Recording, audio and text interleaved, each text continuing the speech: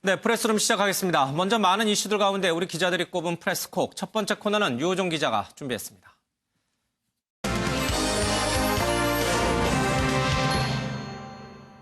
조국 전 법무부 장관이 물러난 지 꼬박 일주일이 지났습니다. 갈라진 민심은 아직 봉합되지 않았고 국회 국정감사는 끝나는 오늘까지도 기승전 조국인 상황. 무엇보다 조 전 장관 일가를 향한 수사가 결론나지 않았습니다. 나중에 보시면은 저희가 어떻게 처리했는지, 어떻게 수사를 했는지 다 이제 뭐 조금 있으면 다 드러날 텐데 조금 기다려 주시죠. 조금 있으면 다 드러난다고 한 지 4일 만인 오늘 오전, 검찰이 정경심 교수에 대한 구속영장을 청구했습니다. 강제 수사에 착수한 지 2달 가까운 55일 만입니다. 최근 정 교수가 뇌종양과 뇌경색 진단을 받은 걸로 알려지면서 검찰의 고심이 깊었을 텐데 결국 수사 원칙을 택했습니다. 수사하는 혐의 대다수에 연루돼 있고 혐의를 부인하는 수사 태도, 여기에 증거인멸 정황까지 드러났을 땐 통상적으로 구속영장을 청구해왔습니다. 이번에 검찰이 정 교수에게 적용한 혐의만 10여 개에 달하는데요. 첫 번째 프레스콕, 정 교수의 10가지 혐의에 대해 살펴보겠습니다. 네, 지난주 윤석열 검찰총장이 국정감사 자리에서 조만간 모든 것이 드러날 것이다. 이렇게 예고를 했었죠. 예상대로라면은 이번 주에 정경심 교수에 대한 한 차례 소환이 더 있은 뒤에 구속영장 여부가 결정될 것으로 보였습니다만은 검찰이 월요일은 오늘 전격적으로 정경심 교수에 대해서 구속영장을 청구했습니다. 영장 사유도 여러 가지 실제로 적시를 했는데요. 이 문제를 좀 자세히 들여다보겠습니다. 자, 유호정 기자, 검찰이 제시한 10가지 혐의, 구체적으로 어떤 것이 있고 왜 그 혐의가 적용이 된 겁니까? 네, 굉장히 많습니다. 크게 3가지로 볼 수 있는데요. 자녀 입시 의혹, 사모펀드 관련, 그리고 증거인멸 관련입니다. 먼저 정 씨가 위조한 표창장과 인턴 증명서 등을 자녀의 입시에 활용했다는 판단에서 위조 사문서 행사 혐의, 그리고 또 국립연구기관인 키스트, 서울대 공익인권법센터 측으로부터 허위 인턴서를 받았다고 보고 허위 작성 공문서 행사 혐의를 각각 적용했습니다. 그리고 더 나아가 여기에 이런 위조 서류로 업무를 방해했다는 혐의도 적용이 됐는데요. 이 서류를 어디에 제출했는지에 따라 혐의가 달라집니다. 서울대, 부산대, 의전원에는 국립대기 때문에 국무집행 방해 혐의를, 이화여대 등은 사립대기 때문에 업무방해 혐의가 적용됐습니다. 또 딸을 동양대 연구보조원으로 등록해 160만 원의 수당을 받은 데 대해서도 이름만 올려놓고 허위로 국고보조금을 타낸 것으로 보고 보조금 관리법 위반 혐의를 적용했습니다. 다음으로는 사모펀드 투자 관련 혐의입니다. 이 관련해서도 앞서 구속 기소된 조카 조 씨와 공범으로 본 건데요. 정 교수도 조 씨와 함께 10억 원이 넘는 투자처 자금을 횡령했다고 보고 업무상 횡령 혐의를 적용했고요. 또 사모펀드 투자 직후 금융당국에 100억 원대 출자가 이뤄진 것처럼 허위 신고하고 이 투자 과정에서 미공개 정보도 이용한 것으로 봤습니다. 범죄 수익 은닉 위반, 이거는 이렇게 챙긴 수익을 조 전 장관의 공직자 재산 등록이나 인사청문회 과정에서 감췄다고 판단한 것으로 보입니다. 이 마지막으로 구속심사에 가장 큰 영향을 줄 수 있는 혐의는 증거인멸 관련 혐의일 텐데요. 정 교수가 인사청문회 과정에서 이 펀드 투자 내역을 미리 알 수 없었던 것처럼 보고서를 급조했다고 보고 증거 위조 교사 혐의를, 또 자산관리인을 시켜 집과 연구실 PC를 반출하도록 한 것은 은닉교사 혐의를 적용했습니다. 예, 모두 한 10가지 정도 혐의에 대해서 검찰이 구속영장에 청구를 좀 했습니다. 관련돼서 여러 가지 얘기들이 좀 나왔는데 유호정 기자, 지금 이 10가지 혐의 외에도 추가로도 검찰이 적용하려고 지금 수사 중인 혐의가 있는 거죠? 네, 그렇습니다. 이와 관련해서 이 추가 혐의는 계속 수사 중이라고 밝혔거든요. 예. 게다가 지금 방금 말한 이 10가지 혐의도 그동안 드러났던 의혹들을 이제 공개한 혐의에 맞춰본 거라서 예. 이 외에 추가적인 내용이 더 나올 수 있는 가능성도 있습니다. 예. 지금 검찰이 혐의만 밝히고 왜 이런 일 때문에 이 혐의를 적용한다, 이런 구체적 설명은 하지 않았어요. 네, 그렇죠? 그렇습니다. 유호정 기자가 언급하신 것은 이제 유호정 기자가 취재를 통해서 이런 일 때문에 이 혐의들이 적용된다라고 지금 이제 분류를 잘 해주신 거고, 알겠습니다. 이 가운데 크게 보면 이제 4가지 어떤 잘못된 행위로 인해서 검찰이 총 10개에 달하는 혐의를 적용했는데, 이 가운데 가장 위중하고 또 처벌이 만약에 확정이 된다면, 예, 재판을 통해서 확정이 된다면 처벌이 강하게 나올 수 있는 것이 증거 위조 교사, 또 은닉 교사 혐의 이 부분이 있을 수 있고요. 또 이 업무상 횡령 문제, 사모펀드 이 문제도 좀 크다고 봐야겠죠. 알겠습니다. 윤 의원님, 지금 검찰이 10개 혐의를 적용했는데 추가로 더 나올 혐의도 있다라고 하고요.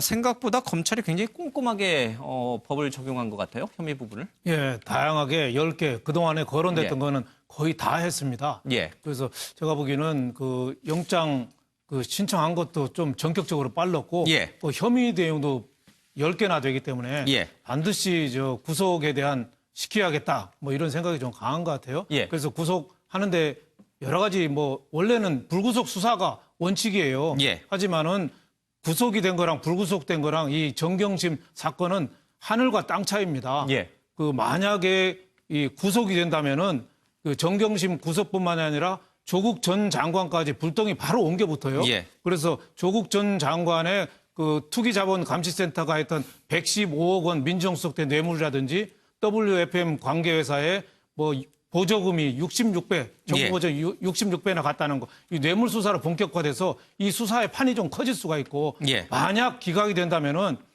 아이고 2달 동안 수사해서 그 구속도 안 될 거를 온 나라가 두동강내서 이렇게 시끄러웠냐. 예. 검찰은 도대체 혐의 사항을 제대로 알고 수사한 거냐. 이런 비난에 그 휩싸일 가능성이 많죠. 그리고 정경심 불구속되는 순간 조국 수사를 피의 사실로 조사, 임의 동행해서 수사하는 것도 이게 녹록지 않아 보입니다. 그래서 구속되느냐 안 되느냐가 굉장히 중요한 갈림길이다 이렇게 예. 보이는데 혐의 사실을 얼마나 검찰이 내용에 소명했느냐. 또 예. 하나는 지금도 계속 논란됐지만은 정경심 교수의 뇌종양, 뇌경색이라고 그랬잖아요. 예. 정형외과에서 내출했다는데 그거에 대해서 법원이 어떻게 판단할 거냐. 건강 문제, 그게 굉장히 중요한 관건이 될 걸로 보여집니다. 예.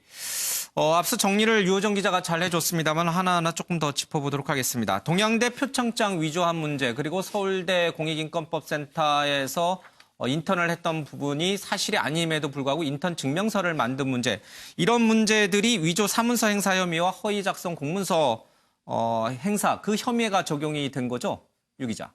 네, 그렇습니다. 이 관련해서 계속 나오는 게 전제가 이 동양대 표창장이 예. 위조됐다. 그리고 인턴 증명서가 이제 허위로 발급이 된 거다. 예. 이거를 이제 검찰의 판단을 전제로 하고 있고요. 그럼으로써 위조 사문서 행사와 허위 작성 공문서 행사 예. 혐의가 이제 적용이 됐고요. 예. 이 위조된 이 서류를 가지고 입시에 이용을 했다. 예. 그렇기 때문에 이제 공립대 같은 경우에는 위계 공무집행 방해, 그리고 예. 사립대 같은 경우에는 업무 방해가 적용이 된 예. 겁니다. 서울대라든지 부산대는 국립대다 보니까 공무행위죠. 그 입시 관련 행위 자체가 공무행위이기 때문에 이쪽에는 공무집행 방해가 적용이 됐고, 일반 사립대의 그 표창장이라든지 위조된 인턴 증명서를 사용했기 때문에 업무 방해가 적용이 돼서 이렇게 4가지 혐의가 표창장, 동양대 표창장과 이 서울대 인턴 증명서 그 부분으로 연계가 돼 있군요. 알겠습니다. 이건 이제 검찰의 혐의 적용 주장일 뿐이고요.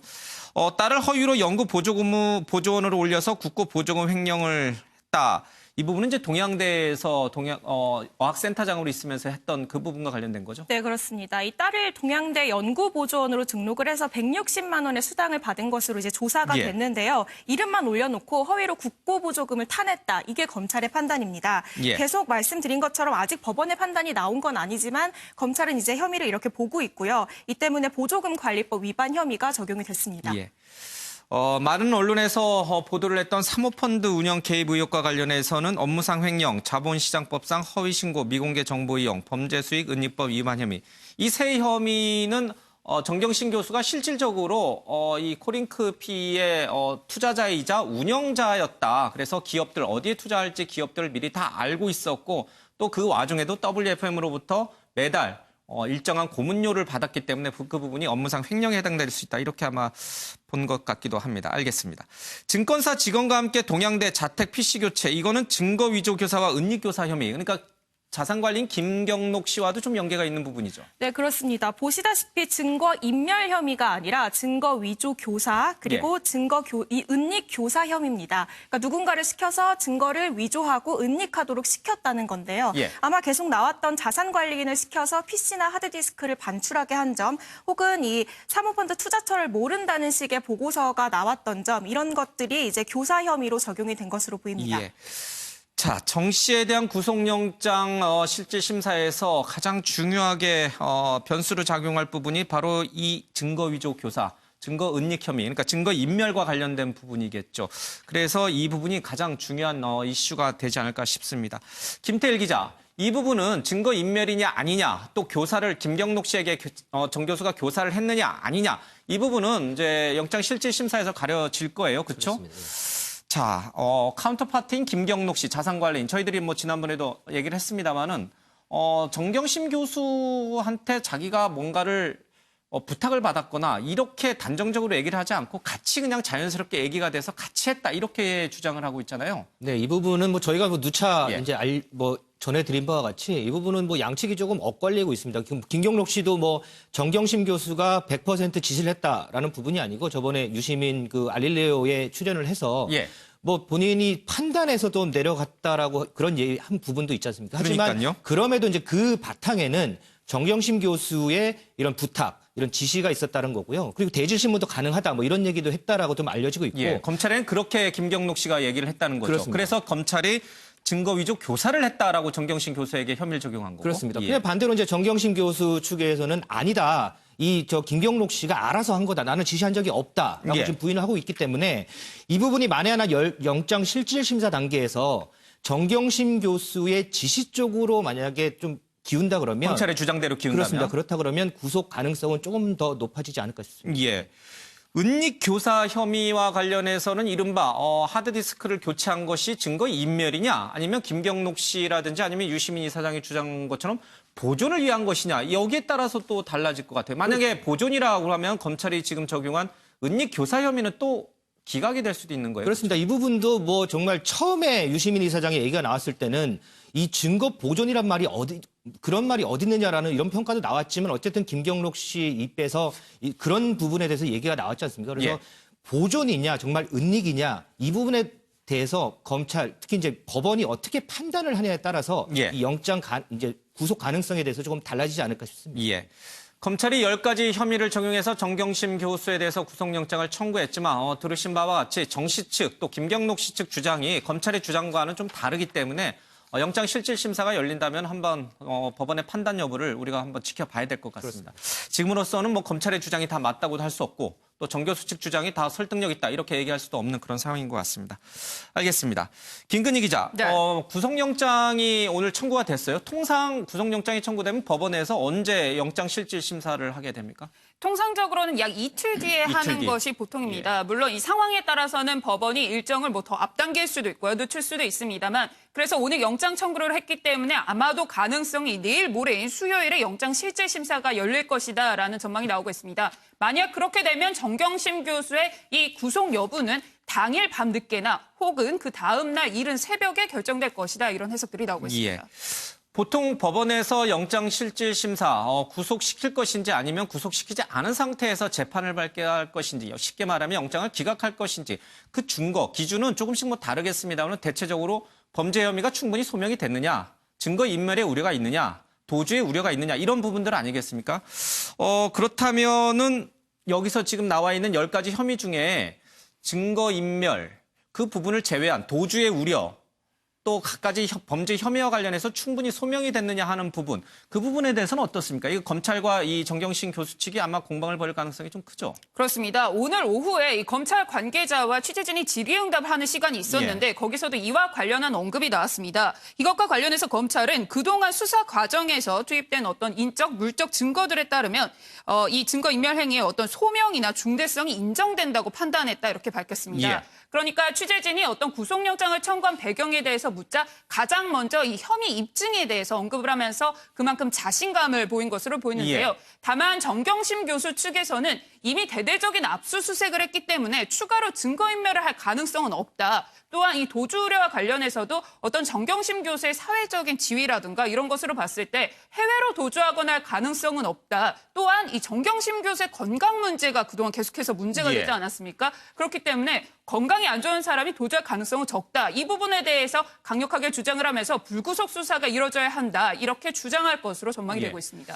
자, 얼마나 범죄 혐의가 소명이 됐는지 또 증거인멸의 우려는 있는지 도주의 우려는 있는지 이런 것들이 법원이 구속영장을 발부할지 말지 판단하는 중요한 기준이 됩니다. 그리고 또 한 가지 방금 이제 김근희 기자가 했습니다. 과연 이 사람을 구속시켜서 정상적으로 재판을 받게 할 수 있을 정도의 건강 상태를 갖고 있는가? 이제 이 부분도 굉장히 이제 중요한 변수로 떠올랐어요. 지금 검찰은 정 교수가 어떤 상태라고 지금 보고 있는 거예요? 네, 검찰 관계자가 앞서 말씀드렸던 것처럼 이 질의 과정에서도 이와 관련한 이야기가 나왔습니다. 이 검찰 관계자는 뭐라고 밝혔냐면요. 객관적이고 공정한 절차를 통해서 정경심 교수의 건강 상태를 면밀히 검증했다 이렇게 밝혔습니다. 예. 그러면서 이 정경심 교수 측 변호인 측의 협조를 받아서 이 건강 상태를 검증할 수 있는 자료를 받았고 우리는 그에 따라서 검증을 했다. 그럼에도 불구하고 영장을 청구했다는 것은 결국 검찰로서는 이 정경심 교수를 구속하는 것 자체가 정경심 교수의 어떤 건강 상태가 그 정도로 위중하지는 않다라고 판단한 것으로 보입니다. 다만 이것과 관련해서 검찰은 이 변호인 측에서 건강 상태와 관련한 정보 공개를 원치 않기 때문에 어느 정도 수준으로 보고 있는지에 대해서 구체적으로 설명하기는 어렵다 이렇게 밝혔습니다. 예. 검찰은 정 교수 측으로부터 의사 명의라든지 아니면 병원 명의 기재된 진단명이 나와 있는 확실한 자료를 받지 못한 상태에서 기존에 갖춘 어떤 여러 가지 정보나 자료를 통해서 정 교수가 충분히 구속돼도 그리고 신병을 확보된 상태에도 크게 건강에는 무리가 가지 않을 것이다. 아마 이런 판단을 내린 것이다. 알겠습니다. 검찰은 정 교수가 구속돼도 크게 건강에는 문제가 없다 이렇게 본 것 같고 이호정 기자, 변호인 측은 뭐라 그럽니까? 네, 일단 변호인 입장은 그렇습니다. 이 진단서를 왜 내지 않느냐 이 부분에 대한 궁금증을 가신 분들이 많을 텐데요. 이 검찰을 못 믿는 건 아니지만 만약에 이 진단서를 내게 되면은 병원 명의 공개가 돼서 이제 외부에 어디에 입원해 있는지가 외부에 공개되는 것 아니냐 이런 예. 우려에 이제 진단서를 못 내겠다는 입장이고요. 예. 또 한 가지 이 증명서를 낸다는 거는 이 뇌종양 같은 이런 질환 때문에 조사를 못 받겠다거나 예. 어떤 뭐 주장할 게 있어야 되는데 우리는 그동안 검찰 조사에 협조를 하겠다는 입장이었기 때문에 검찰이 우리에게 진단서를 요청할 이유도 없었고 우리가 제출할 이유도 없었다. 이런 입장입니다. 예. 저도 직접 통화를 해봤는데요. 이 큰 사고로 인해서 뇌질환과 관련한 여러 후유증을 겪어온 만큼 구체적으로 발병 시기를 언급하기에는 조금 조심스럽지만 최근 진단을 받은 건 맞다. 얼마나 심각한지는 검사 결과가 이제 나와봐야 한다고 하고요. 예. 진단서를 내야 할 필요가 있다면 그때 낼 것이다. 이렇게 밝혔습니다. 그러니까 이 말은 이제 사실 개인의 건강 문제인 만큼 말하기 조심스럽지만 정 교수 측에서도 이 건강 문제가 신병 처리 문제와 관련해서 중요한 역할을 할 것으로 보고 있다는 점은 확실해 보이고요. 예. 이미 뇌종양 진단 사실이 언론에 알려진 만큼 검찰은 여론의 부담을 받고 있지 않습니까? 그런데 여기에서 이제 검찰에 추가 자료를 낼 이유는 없다. 이렇게 판단한 것으로 보이고 예. 특히 이제 검찰이 증거인멸 관련 혐의에 집중을 하고 있는 만큼 구속영장은 청구할 것이다라고 보고 만약에 이 자료를 내야 한다면 이 기각이나 발부 여부를 결정할 법원에 내겠다. 이렇게 예. 판단한 것으로 보입니다. 그런데 또 한편으로는 이 병원의 의사명과 병원이 어디에 있는지 이런 것이 적혀져 있는 진단서를 내면은 검찰이 해당 병원에 접촉을 해서 어느 정도의 심각한 질병인지를 확인할 수가 있는데 예. 정 교수 측에서 왠지 그걸 원하지 않는 것 같은 모양새다 이런 얘기도 있습니다. 예. 정경심 교수 측에서는 아마도 검찰을 믿지 못하는 모양입니다. 그렇죠? 언론도 믿지 못하고 있고 그래서 검찰에 세부적인 진단서를 낼 경우에 외부로 유출될 수도 있다. 이런 아마 우려를 하고 있는 것 같습니다. 그래서 바로 법원에 영장 실질 심사가 이루어지면 바로 법원에 제출하겠다. 법원의 판단을 받겠다. 이제 이런 얘기군요. 알겠습니다. 여러 가지 좀 논란이 계속 이어지고 있는 것 같습니다. 오늘 법사위 종합감사가 있었어요. 김태일 기자. 그렇죠? 예. 자, 김호수 법무부 차관이 장관을 대신해서 또 나왔는데 정경심 교수에 대한 구속영장 청구 소식을 몰랐다고 해요? 네, 그렇습니다. 오늘 국정감사에 출석한 김호수 법무부 차관이 본인조차도 정경심 교수의 구속영장 청구 여부를 언론 보도를 통해서 알았다. 이런 대답을 예. 했거든요. 일단 이것은 이전이나 조 전 장관 이제 사퇴 전이나 사퇴 후나 법무부에서는 여전히 정경심 교수 이 수사에 대해서는 일체 관여를 하지 않는다라는 걸 강조하기 위한 것이고요. 예. 이와 더불어서 이제 법무부 검찰국장조차도 지금 절대로 지금 보고를 받지 않는다. 그리고 일전에 이제 그 법무부 차관하고 검찰국장하고 문재인 대통령 면담을 하지 않았습니까? 예. 이 자리에서도 이 조 전 장관 일가 수사에 대한 이런 언급은 일체 없었다라고 밝히고 있습니다. 예. 조국 전 장관이 법무부 장관직에서 물러났지만 그 대행을 하고 있는 김호수 차관 입장에서 보면은 조국 전 장관 관련된 모든 수사 내용은 여전히 검찰로부터 보고를 받고 있지 않다. 그 원칙을 유지할 그렇습니다. 것이다. 외압으로 비춰지는 것을 원치 않기 때문이다. 알겠습니다.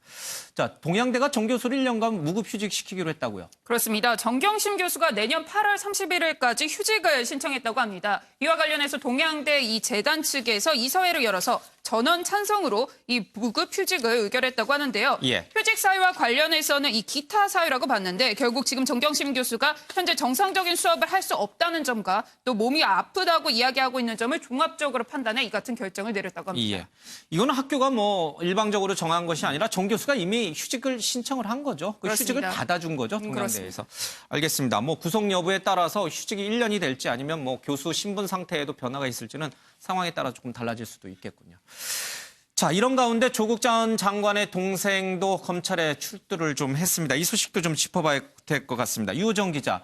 오늘 모습을 드러냈는데 지난번에 저희들 구치소에서 영장이 기각돼서 구치소에서 나올 때 보니까 이렇게 이제 목에 기부스를 했었잖아요. 목 받침대라고 하나요? 예.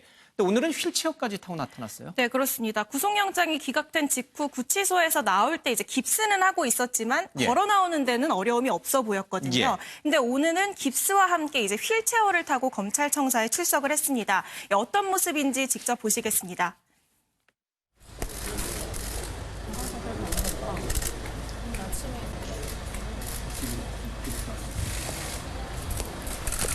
안녕하세요. 혹시 건강 상태 어떠신지 좀 한 말씀만 부탁드리겠어요?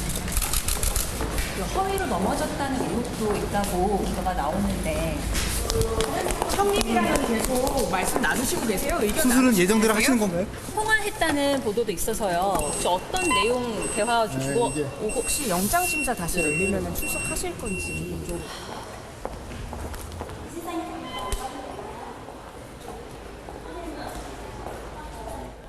네, 이 건강 상태와 관련해서 계속 논란이 이어져 온 만큼 이것과 관련한 질문이 계속 이어졌는데 조 씨는 아무런 대답도 하지 않고 청사로 바로 향했고요. 예. 이제 그 변호인은 건강 상태가 우려가 된다는 입장이다. 이런 입장이고요.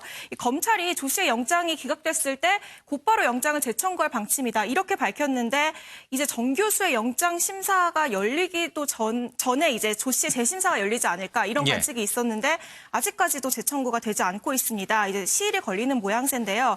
법원의 첫 번째 판단, 이 기각 판단을 뒤집기 위해서 검찰이 보강 수사를 벌이고 있는데 이제 추가 증거를 찾는데 이제 몰두를 하고 있는 것으로 보입니다. 예. 앞서 전해드렸습니다마는 이 정경심 교수에 대한 10가지 혐의 외에 추가로 더 수사가 진행되는 부분이 있다라고 검찰이 밝혔다고 했잖아요. 아마 이 조국 전 장관의 동생 이분이 운영하고 있는 웅동학원의 이른바 교사 채용 과정에서 정경심 교수 또는 조국 전 장관이 시험 문제 출제와 관련해서 또 어떤 범죄가 있었는지 아마 그 부분을 검찰이 좀 들여다보고 있는 것 같습니다. 그래서 오늘 조국 전 장관의 동생도 부른 것 같습니다. 그 맥락선상에서 지금 이 조국 전 장관의 건강이 걸어 다닐 만큼 괜찮은 것이냐 아니면 그러니까 쉽게 말하면 꾀병이냐 아니면 정말 심각한 상황이냐 이 논란이 계속 있었어요. 이 논란 때문인지 몰라도 오늘 휠체어를 타고 나타나는 모습을 연출했어요. 정말 아파서 탄 것인지 아니면 꾀병이어서 탄 것인지 여러 가지 의견이 좀 분분한 것 같습니다. 김근희 기자, 기존의 이 조국 전 장관의 건강 상태와 관련해서는 어떤 얘기들이 지금 계속 오갔습니까? 그렇습니다. 앞서 이 조 전 장관 동생의 건강 상태와 관련해서 이런 예. 보도가 있었습니다. 그 지난주에 이 구속영장 실질 심사를 받기 위해서 부산에서 서울로 이 구급차를 타고 왔는데 이때 한 매체가 당시 구급차 운전기사 이야기를 직접 들어봤다면 보도한 내용이 있는데요. 예. 이를테면 조 전 장관의 동생이 혼자 걸어서 구급차에 올라탔고 전화통화와 문자 메시지를 보내며 시간을 보냈다. 또 휴게소에서 다른 사람의 도움 없이 화장실을 다녀왔고 커피도 직접 사서 마셨다. 이런 식으로 주장하는 내용이 보도되기도 했습니다. 그런데 이를 반박하는 내용의 보도가 또 나왔는데요. 당시 구급차에 동승했던 이 조 전 장관 동생 지인에 따르면 일단 이 검찰 관계자가 동승한 차에서 과연 이 조 전 장관의 동생이 자유분방하게 행동할 수 있었겠느냐 이렇게 반박을 했고요. 예. 이 사고 다음 날이어서 조 전 장관 동생이 상태가 굉장히 안 좋았다라고 하면서 휴게소에서도 자신만 화장실에 다녀왔다며 관련 의혹들을 전면 부인했습니다. 또 불과 서너 시간 뒤에 구속 심사를 앞두고 그런 여유를 부리는 사람이 지구상에 몇 명이냐 있겠냐라고 하면서 조 전 장관 동생의 이 건강 상태와 관련한 의혹 제기에 대해서 정면으로 부인하기도 했습니다. 예. 같이 구급차를 탔는데도 구급차 운전기사와 동승했던 이 조국 전 장관의 동생 지인의 얘기가 완전히 다르네요. 정반대네요. 예. 서로 정반대의 주장을 좀 하고 있습니다. 윤영걸 의원님. 예. 글쎄요. 이게 저분이 진짜 아픈 건지 안 아픈 건지를 저희들이 화면만 봐가지고는 도저히 알 수가 없어요. 그런데 이 일부 보수 언론들은 집요하게 꾀병이라는 쪽으로 몰고 가고 있고 또 이 조국 전 장관의 동생 또 지인들은 아니다라고 또 부인하고 있고 만약에 꾀병이면은 우리가 그동안 쭉 봐왔던 잘못된 그 예전의 그 행태들 그걸 즉 구태라고 하는데 그걸 반복하는 행위잖아요. 뭐 그렇긴 하죠. 예. 이 조국 동생이 지금 건강에 관심이 끄는 게 지난번에 영장 실질 심사에서 명재권 판사가 기각 이유를 여러 가지 설명하면서 수사도 충분히 됐고 압수수색도 충분히 됐고 혐의 소명도 어느 정도 됐는데 예. 다만 건강이 안 좋으니 꼭 구속해야 되느냐 하고 예. 기각을 했거든요. 그래서 여러 가지 CCTV나 일부 언론에서 나온 거 보면은 그 멀쩡히 걸어 다니는 모습도 이렇게 나왔어요. 예. 근데 그 모습은 정말 화면에서만 멀쩡하고 또 차 타자마자 또 허리가 목 디스크라고 그랬죠. 목이 굉장히 또 아팠을 수도 있고 예. 우리가 정황은 상당히 의심은 가죠. 주요 뭐 VIP들이 정치인이나 이런 사람들이 일단 재판만 가면은 휠체어에다가 뭐 모자 쓰고 수염 기르고 닌겔 꽂고 다니잖아요. 그런 또 재현 아니냐 뭐 이런 의심은 충분히 가는데 그렇다고 해서 거기에 대해서 우리가 확실한 증거를 갖고 또 예. 얘기할 수는 없으니까 좀 더 지켜봐야 되지 않느냐. 이번에 그 조국 씨 동생에 대한 영장 재청구를 하거든요. 예. 그래서 아마 판사들이 그 건강에 대해서 한 번 더 들여다보지 않겠느냐 이런 생각이 듭니다. 예. 일부 언론은 정경심 교수 그리고 조국 전 장관의 동생이 구속을 피하기 위해서 꾀병을 부리고 있다. 이런 식의 방점을 두고 많은 보도를 하고 있습니다만은 그 사실 유무는 알 수가 없습니다. 예, 꼭 구속 영장 실질 심사가 있으니까요. 정경심 교수도 그렇고 조국 전 장관 동생도 그렇고 실제로 아픈 건지 안 아픈 건지가 금방 판가름 날 것 같습니다. 자, 조국 전 장관 이렇게 자신의 부인 그리고 동생이 구속 위기에 처해 있는 상황에서 어떻게 지금 지내고 있을까? 글쎄요, 뭐 이제 물러나신 분에게까지 너무 과도하게 우리가 카메라 셔터를 들이대는 게 아닌가 싶어서 좀 기분이 썩 좋지는 않지만 그래도 많은 분들이 관심이 있으니까 지금 어떻게 지내고 있습니까? 일단 뭐 조 전 장관 같은 경우는 아직 학교에는 뭐 출근은 하지는 않고 있고요. 오늘 예. 뭐 언론 보도를 보니까 뭐 그 뒤에 우면산이라고 있는데 그 등산도 다니고 또 얼마 전에는 이제 동생 그 변호인하고 통화도 했다고 해요. 예. 이 조 전 장관하고 이제 변호인은 서울대 법대 동문으로서 이전부터 알던 사이라고 하는데 예. 뭐 지금은 뭐 장관 신분도 아니고 이제 자연인 신분이라 뭐 전화하는 게 뭐 그렇게 뭐 썩 뭐 좀 보기 좋지 않다 이렇다고는 할 수는 없지 않습니까? 예. 그러면서 뭐 당시 이제 통화했던 변호사 말로도 뭐 격앙되거나 이러진 않고 정제된 표현을 써서 차분하게 통화를 했다고 하고요. 아무래도 이제 동생 같은 경우에는 한번 구속영장이 기각이 됐기 때문에 다시 뭐 영장이 발부될 가능성은 없는지 그리고 지금 건강 상태가 안 좋은데 앞으로 이제 검찰 조사에 대해서 어떻게 좀 대응을 하고 어떻게 받을 것인지 이런 부분들을 좀 논의했다고 볼 수 있겠습니다. 예. 현직에 있을 때는 당연히 공인이죠. 그렇죠? 예, 민정수석 때도 마찬가지고 법무장관으로 있을 때도. 그러니까 공인이니까 언론들의 관심이 가는 거는 당연한 거고요. 그런데 이제 물러났어요. 본인은 이제 뭐 자연인 신분으로 돌아갔다고 하는데 이렇게 뭐 등산하는 것까지 쫓아가면서 카메라 셔터를 눌러야 되는 건지 잘 모르겠어요. 네, 그런 점은 좀 아쉬운 대목 중에 예. 하나죠. 이 공인에서 벗어나서 사인이 됐거든요. 그러면 조국 전 장관이 이제 그만두고 나서 사흘간 동네에 있는 우면산을 올라갔다는 건데 네. 물론 기자들이 지금 제일 뉴스에 초점이 되는 인물이니까 관심은 기울일 수는 있는데 인터뷰 요청은 저는 할 수 있다고 봐요. 예. 인터뷰 요청은 할 수 있는데 그걸 거절했는데 또 사진을 찍어서 냈고 또 하나는 행인이 조국 전 장관 뒤통수해야 되고 얼굴도 두껍다 저렇게 뻔뻔하냐 뭐 이런 식으로 얘기했다는데 기자들은 팩트입니다. 사실이에요. 제가 보기에는 쓰는 기자가 약간 감정이 개입된 거 아니냐 이런 예. 점에서 좀 안타까운 제목도 들어요. 물론 조국에 대해서 장관에 대해서 비난을 할 수 있죠. 그만두고 20분 만에 복직 신청하고 예. 그 다음 날 또 서울대는 벼락같이 아침에 복직 그 받아들여서 그 허가를 해줬다는 거에 대해서 예. 뭐 많은 비난의 여지가 있지만 공인과 개인은 좀 차이를 좀 둬야 되지 않겠느냐. 개인 조국에 대해서는 어느 정도 프라이버시 보호는 좀 필요하다 예. 이런 생각이 듭니다.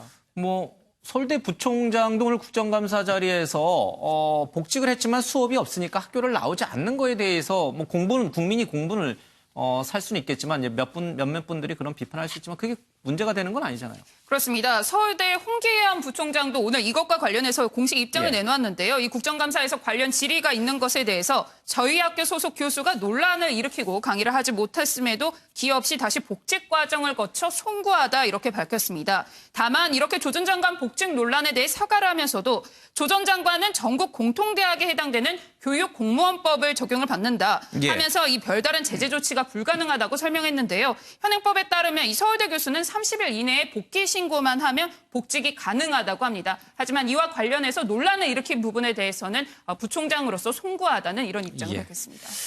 모르겠습니다. 도덕적으로는 뭐 비난을 받을 행위인지 아닌지 뭐 사람마다 보는 시각이 좀 다르겠습니다만은 법적으로 보면은 조국 전 장관이 학교에 복직을 하고 또 수업이 없으니까 등산을 가고 이런 것은 하등 법률적으로 문제가 없다. 그래서 우리가 좀 냉정하게 이성적으로 좀 바라볼 부분은 또 바라봐야 되지 않을까 싶기도 합니다.